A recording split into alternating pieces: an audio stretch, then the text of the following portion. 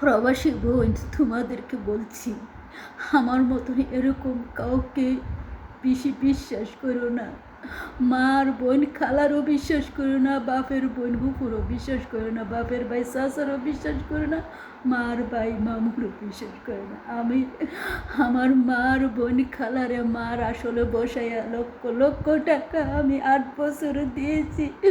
আজকে শুনে আমার টেহাতে গাড়ি বাড়ি করছে, দোতলা বিল্ডিং করছে, টেকা চাওয়াতে আমারে বলে টেহা কি গাছে ধরে যে টেহা তোরে আমি দেবু, টেহা করতে দেবো, টেহা কি গাছে ধরে?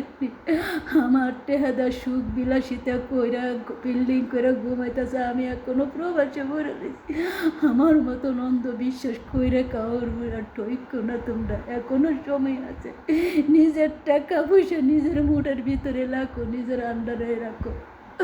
এই টাকা আমি সর্বশেষ হয়ে গেছি, সর্বহারা হয়ে গেছি, তুলে বলে শেষ হয়ে গেছি। 8 বছরে 8 বছরের সম্পদ আমার হেরা তিল তিল করে শেষ করে দিছে। আজকে আমার তারা সবাই বলক মেরা দিছে, কারণ টেহার হিসাব যখন আমি ধরছি 10 লাখ টেহা, সে কারণে আজকে তারা এই কথা বললো। টেহাকে গাছে ধরে জুই দিলে পরে যদি পারতাম আপনাদেরকে আমি বয়সটা শোনাইতাম, কিন্তু সেই বয়সটা শোনার সিস্টেম আমি জানি না, কীভাবে করে এত কিছু আমি জানি না।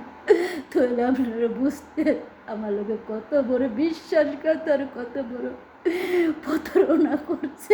আমার সব শেষ করে লাইছে, আমি যে কোন দিন আড়িষ্টক করে মারা যাই কেউ কইতে পারবো না।